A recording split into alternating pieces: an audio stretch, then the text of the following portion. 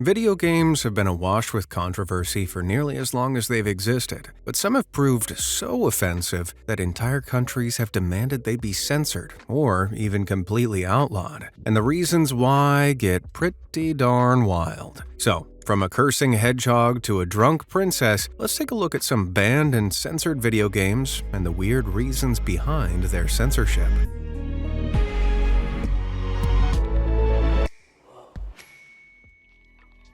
Half Game.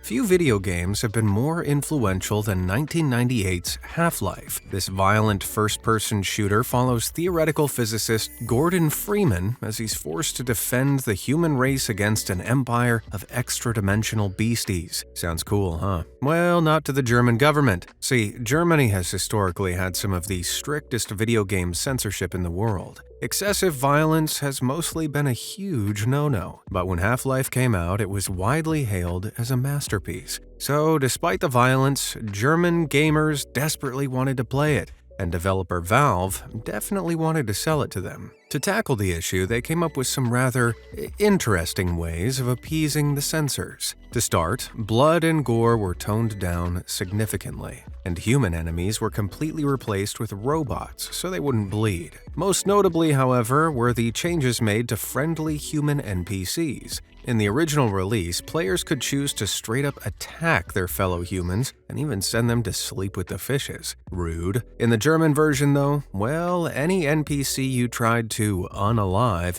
instead sits down on the floor cross-legged and begins shaking their head disapprovingly at you. If you want a lore-based reason for this, well, you're all out of luck. But it does kind of make you feel bad. What have I done? Devoted to a meme. I love a good meme. In fact, I'm something of a memer myself. Point proven. Some people, however, hate them, and they have to make it everybody else's problem. In 2019, small Taiwanese game developer Red Candle Games found this out the hard way. They just released their second title, a horror game called Devotion, to overwhelmingly positive reviews on Steam. Suddenly, this little-known developer got super popular. But then, only 2 days after its acclaimed release, Devotion found itself the target of a massive review bombing campaign. Floods of negative reviews came in, and the positive score ended up completely replaced with a mostly negative rating. So what the heck happened? Well, some gamers discovered a little Easter egg hidden in one of the game's assets. Inscribed on a seemingly innocuous talisman adorning a wall were the words, Xi Jinping, Winnie the Pooh. Okay, well, let me explain. Xi Jinping is the leader of China, and some people say he looks like everyone's favorite honey-loving bear, Winnie the Pooh. Naturally then, the internet ruthlessly roasted Xi Jinping, making countless memes comparing him to Winnie. Unsurprisingly, the Chinese leader didn't take kindly to this, and in response, banned any reference to Winnie across the whole country. That's right, any reference. The censorship is so strict that when Square Enix released the Chinese version of Kingdom Hearts 3, the game that heavily features the little yellow fella, the devs had to completely obscure him with a white blob. Subtle. So, when Red Candle Games snuck a reference to the whole debacle into Devotion, Chinese gamers found out and angrily review-bombed it. After the discovery, the game was swiftly banned in China, leading Red Candle to make an apologetic statement. Apparently, the offending material was a placeholder they'd forgotten to remove. Big boo-boo. To avoid further criticism, they updated the game to remove the reference, but the damage was already done. With poor reviews continuing to pour in, the devs pulled the game from Steam and never re-uploaded it. Oh no. But don't despair. If you're brave enough, you can still buy Devotion directly from Red Candle Games' website. That's the only place it exists, though. And all because of one guy's insecurity. Oh, bother. To help me out with my own massive insecurity, why not smash those like and subscribe buttons? You'll never miss out on another awesome video like this one. And I'll feel slightly better about my life choices. All done. Hey, I knew I liked you. Alright, onwards. Not so edgy-hedgy. 2005's Shadow the Hedgehog is notorious for starting the decline of the Sonic franchise's best-written character. Shadow went from the ultimate life form to the ultimate edgelord. Where's that damn fourth Chaos Emerald? He said a bad word. Yeesh. Guns, mild curses, aggressive angst. It's a mess. But what if I told you that the game was initially intended to be a whole lot edgier? Seriously. During the initial development, it targeted a T for teen rating and featured bloody violence, with alien enemies spurting the forbidden tomato juice when they were attacked. The cursing was also stronger and more prevalent, and some more intense scenes, like the death of Shadow's friend Maria, were shown outright rather than fading to white like in the release version. So why didn't we get that version? Well, just a few months before the game was set to release, the ESRB, that's the US Rating Board for Video Games, introduced the new E10 Plus rating, which certifies a game as appropriate for everyone aged 10 and over. Seemingly getting cold feet about the more mature direction, the developers opted to tone down the content to meet this new rating. Sonic already had an established appeal to kids, so taking the brand and pushing it into older territory is an odd risk that would have limited the game's audience. So, the edgiest Sonic game was actually a victim of self-censorship all along. If, like me, you're morbidly curious to see how controversial the OG Shadow really was, though, you're out of luck. Supposedly, all copies of the uncut original version were destroyed. Crikey. I guess nobody can outrun their own mortality. Going postal.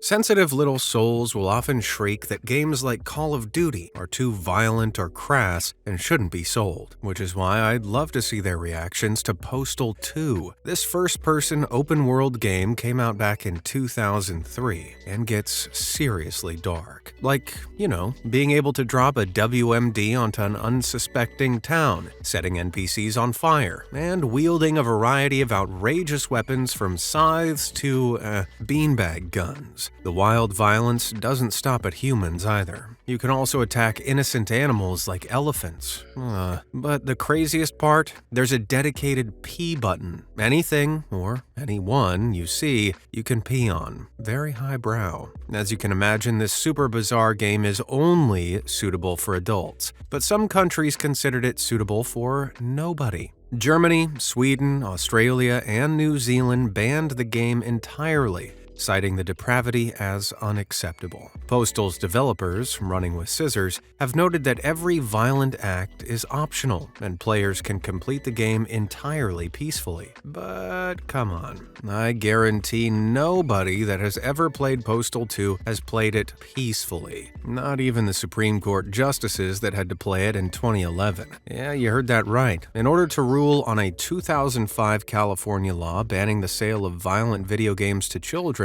a number of Supreme Court members gave Postal 2 a spin. Now, that would have been a sight to behold. Ultimately, the law was struck down. But the fact Postal 2 was the game chosen to champion a wide, sweeping video game ban says it all. What do you think? Was the controversy surrounding Postal 2 overblown, or did the game deserve to be banned? Let me know down in the comments below. Pocket Panic.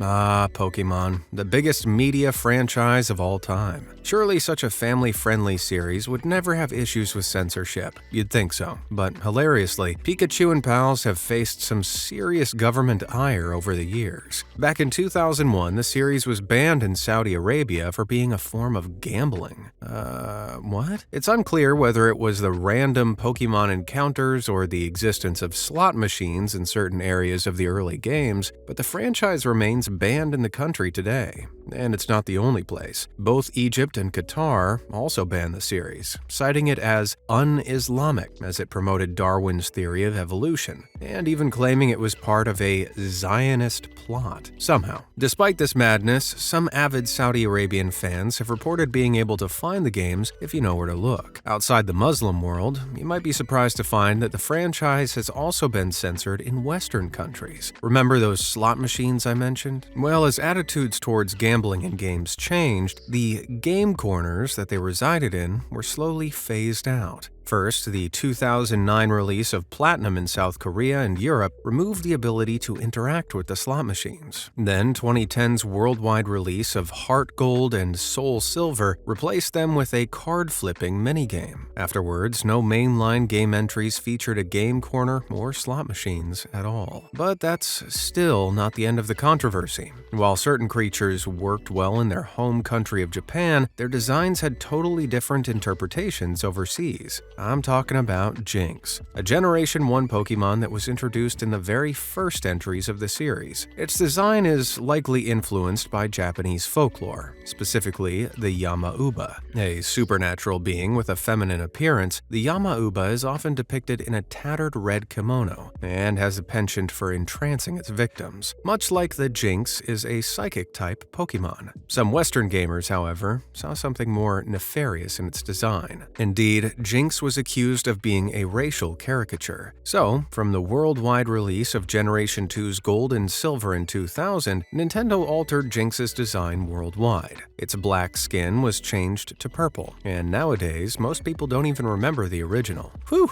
crisis averted. Tickling espionage action.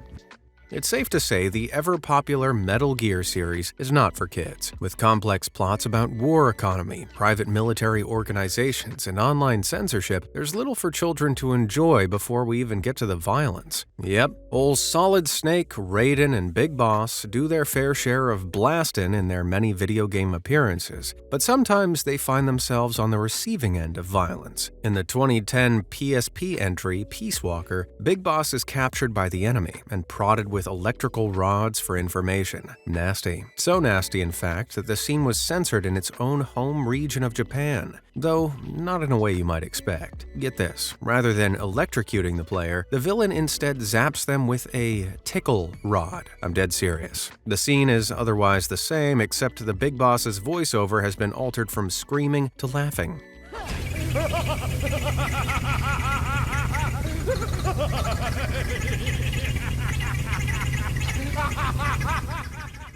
Okay, I'm not sure it carries quite the same weight as the original, but hey, at least they tried. Mamma mia.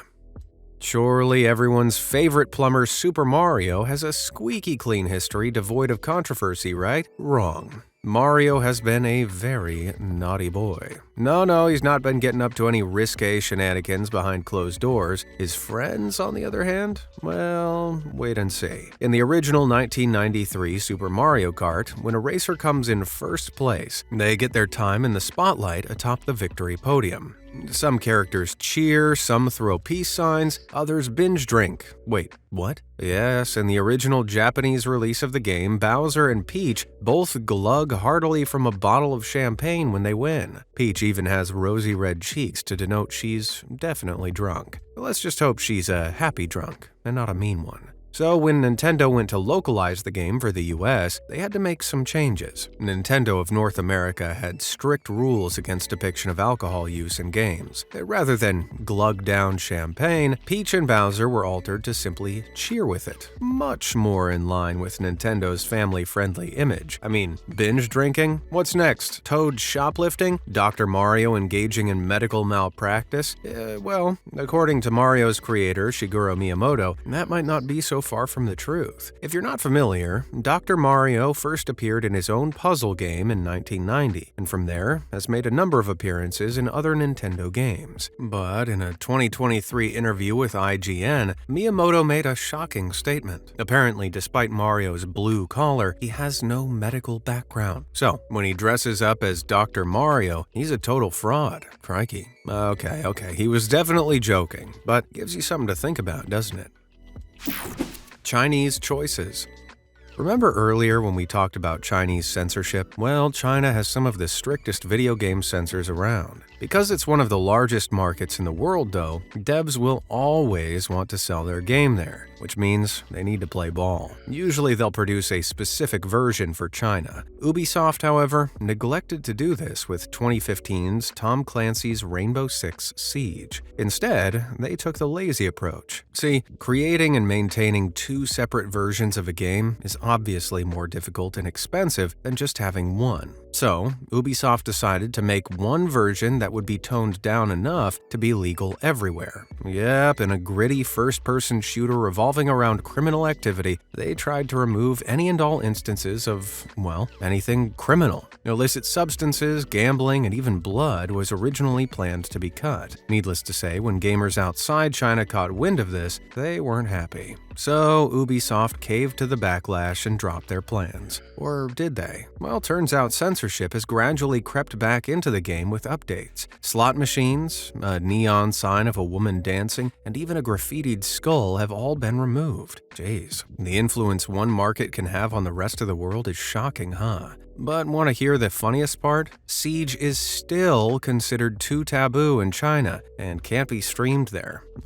What a joke. Though Chinese gamers have found some, interesting workarounds. If you can't see anything resembling the game, is there really any point? One game that did have a separate Chinese version is Fortnite, although developer Epic Games had to work hard to get the blockbuster Battle Royale approved for the region. So, how did they do it? Well, probably not in the way you'd expect. Many character skins that were designed with skeletons or skulls were reworked or entirely removed. Depicting these features isn't outlawed in China, but their censorship guidelines are so vague that most publishers self-censor to avoid any trouble. For example, one of China's guidelines specifies that anything promoting superstition is not allowed. Would skeletons fall into that category? Maybe. It's impossible to know. Violence is also heavily controlled in Chinese video games. So, as a workaround to this, the game was adapted to take place in a training ground where all players are actually holograms. This way, there was no depictions of actual violence. Sneaky. Despite Epic Games' best efforts, though, the ever-tightening restrictions on Chinese gaming led Fortnite to be entirely shut down there in 2021. Ouch. But titles have even been banned in China because of their players. 2020's Animal Crossing: New Horizons is a delightful game about maintaining a small island and making cute animal pals. However, to the ire of Chinese censors, it's also about, brace yourself, self-expression. Yeah, gamers can customize their island paradise as much as they'd like, and many choose to in ways that the government deemed big no-nos. But what did they do? Arrange trees into naughty pictures? Nah. Some players created anti-government messages in-game as a form of protest. Specifically, they protested for a free Hong Kong, just as mainland China began to make moves to restrict the region's autonomy. As they do with any and all criticism or dissent, the Chinese Communist Party responded by banning New Horizons. Classic. Carmageddon Catastrophe. The 1990s was a hard time for video game developers. Violence in games like Doom and Mortal Kombat had created a massive conversation about what was and wasn't acceptable in a video game. This came to a head in 1997 when racing game Carmageddon dropped and immediately became one of the first games to get banned in multiple countries. So, what is Carmageddon? At first, it appears to be a pretty bog-standard racing game, but there's a twist. Points are scored by mowing down innocent pedestrians. Jeez. The sheer nihilism and violence on display led to a swift backlash, and the game was refused sale in Brazil and Buenos Aires. In other countries, it was eventually allowed to be sold, but with heavy censorship. In the UK, civilians were all replaced with zombies that spew cartoony green blood when they're run down. But this was still too much for India and our old pal Germany. In those countries, the pedestrians weren't allowed to be flesh and blood at all. They were changed into robots that leak oil. Now, despite this, the media buzz meant it sold pretty well, and it ultimately spawned 2 sequels and a reboot. Have you played any of them? Hey, let me know down in the comments. Waistband. It's hard to understate just how impactful the 2008 release of Fallout 3 was. Bethesda Game Studios' first attempt at the franchise catapulted it back into the limelight with an utter banger. But did you know the violent post-apocalyptic romp was hit with censorship before it even released? See, it features an in-game consumable called Med-X, but originally, this was the real-life painkiller morphine. Because taking it increases the player's damage resistance, Australia viewed it as rewarding gamers for behavior that can be dangerous and addictive in real life. This resulted in a big old ban being planned for the game. So Bethesda renamed the consumable Med-X. The ban was lifted, and the change made it into every other release of the game worldwide. But that wasn't the end of the title's censorship woes. Though the decision was reversed years later, initially all the blood and gore was removed from, you guessed it, the German version. And in Japan, references to nuclear bombs dropped on Nagasaki and Hiroshima at the end of World War II were removed. In India, however, the game's publisher chose not to sell it at all, likely because of these guys. Well, see, in India, cows are revered as holy creatures, so a game where you're actively encouraged to shoot mutated two-headed versions was probably seen as a recipe for trouble. In-game, the animals are even referred to as Brahman, which is the name of a prominent concept in Hinduism. Yeah, I can see why the plug was pulled on this one. Guess they didn't want anybody to have a cow. Sorry. Pokemon go to jail.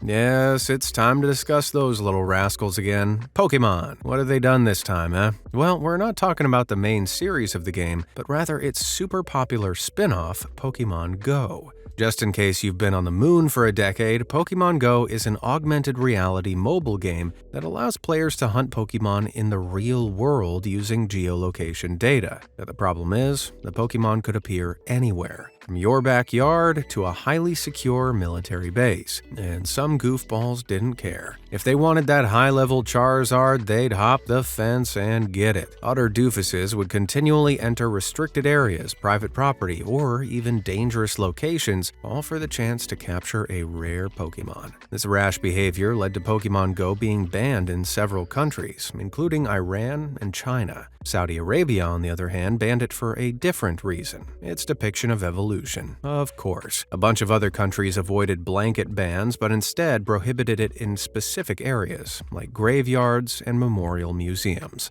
Seems understandable to me. This is a weird one. On the one hand, I'm not a fan of censorship and think everybody should be able to play a video game like this, but on the other, one that encourages players to go walk about into potentially dangerous situations should probably have some limitations. If any of you guys play Pokemon Go, exercise some common sense, please. If there's a Typhlosion on the train tracks, just leave it be.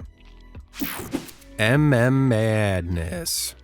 Mixed martial arts, or MMA, is a popular combat sport that's come under some heavy criticism over the years for its violent nature. At one point, it was even banned across the United States. So when I tell you 2010's EA Sports MMA video game isn't for sale in Denmark, I know what you're thinking. It's because of the violence, right? Well, wrong. Energy drinks. It's not for sale because of energy drinks. Seriously. See, most energy drinks contain taurine, an essential amino acid with a plethora of anecdotal benefits. However, Denmark has always been concerned about its long-term effects, so much so that Red Bull was actually banned in the country until 2009. Well, EA Sports MMA features tons of Rockstar Energy sponsorships. The logo is plastered all over the place. The problem is, Denmark treats energy drinks like cigarettes. They're legal, but aren't allowed to be advertised like regular products. So, having them advertised in a video game that a kid could get their hands on, a big no-no. In response to this, rather than censoring the ads, EA chose not to market the game in Denmark at all. That's an odd decision, if you ask me, but not as odd as the Danish government treating Rockstar Energy commercials as more harmful than two guys beating the heck out of each other.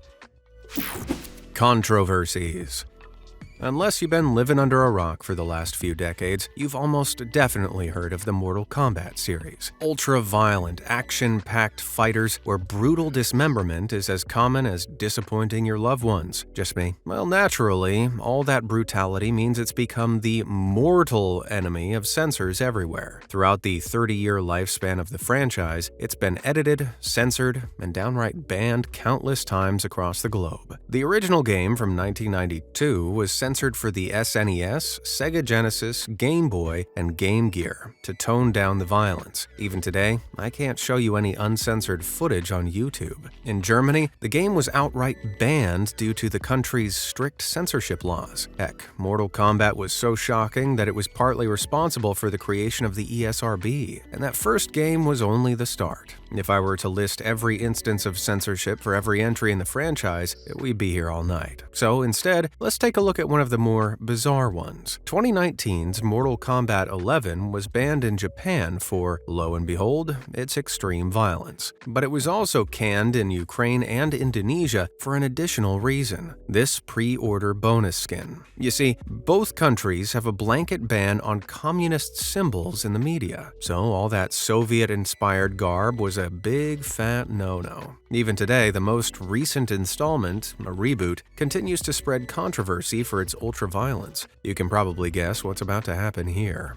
Indeed, Uzbekistan and Malaysia took so much offense, they blanket banned the entire franchise. Jeez. I don't know. I think Mortal Kombat is so over the top it's just silly. But sadly, I'm not in charge. And with that, I've just about had it with banned or censored anything. Did any of those surprise you? Let me know in the comments below. And thanks for watching, guys, and I'll see you in the next one.